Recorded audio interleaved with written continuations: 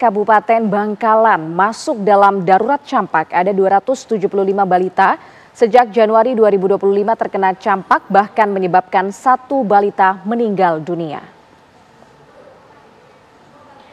Pada Agustus 2025 saja sudah ada 50 kasus campak pada balita dan anak-anak, 17 diantaranya masih dirawat di RSUD Syamsurabu, Bangkalan. Pasien didominasi oleh anak di bawah usia 5 tahun, mereka dirujuk ke rumah sakit karena mengalami demam yang tinggi, disertai dengan ruam merah di belakang telinga dan beberapa bagian wajah. Berdasarkan catatan RSUD, sejak Januari hingga Agustus 2025 tercatat sebanyak 275 anak terpapar virus campak di wilayah Bangkalan. Mereka berasal dari wilayah utara Bangkalan seperti Geger dan Kokok. Masyarakat pun diimbau untuk selalu waspada dan memberikan asupan gizi yang baik pada balita.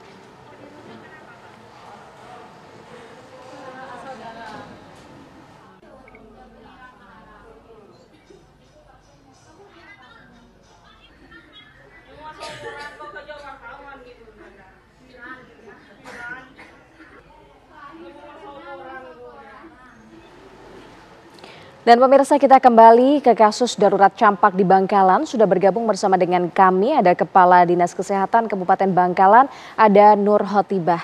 Selamat siang Ibu Nur, kami ingin mengupdate bagaimana sebenarnya kasus campak ini. Saat ini berapa total korban dari penyakit kasus ini? Ya, terima kasih. Selamat siang. Untuk suspek campak di Kabupaten Bangkalan, suspek ya dugaan kasus campak 548 sampai saat ini. Bagaimana penanganannya saat ini, Bu?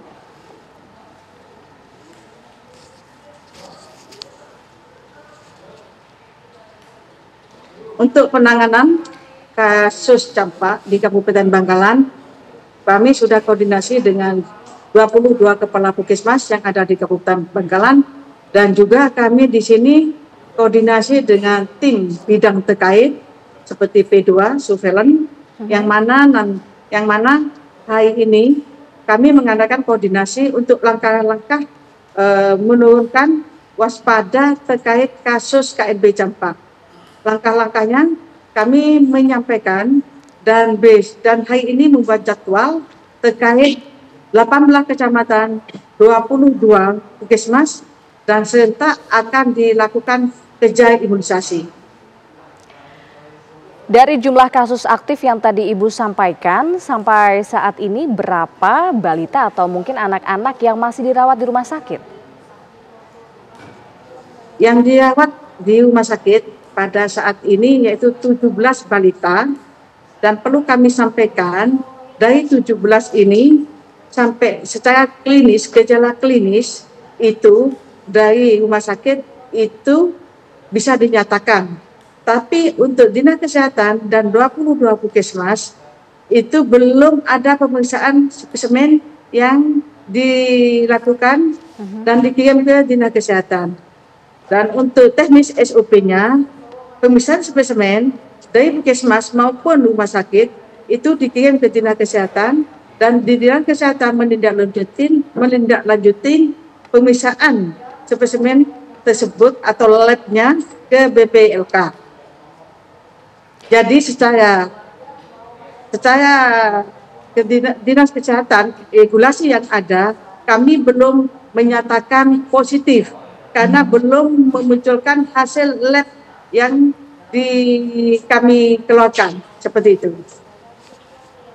Oke. Sebelumnya kami juga mendengar, Bu, ada satu pasien yang meninggal dunia. Apa yang pada saat itu dialami oleh pasien tersebut? Ada pasien yang meninggal dunia itu ternyata memang untuk pasien sudah ada gejala secara klinis, gejala klinis sudah terpapar campak. Dan ini sampai di pelayanan ini sudah sesak. Jadi ini sudah masuk ke risiko sudah memang. Baik, terima kasih atas informasinya Ibu Nur Hotibah selaku Kepala Dinas Kesehatan Kabupaten Bangkalan sudah bergabung bersama dengan kami.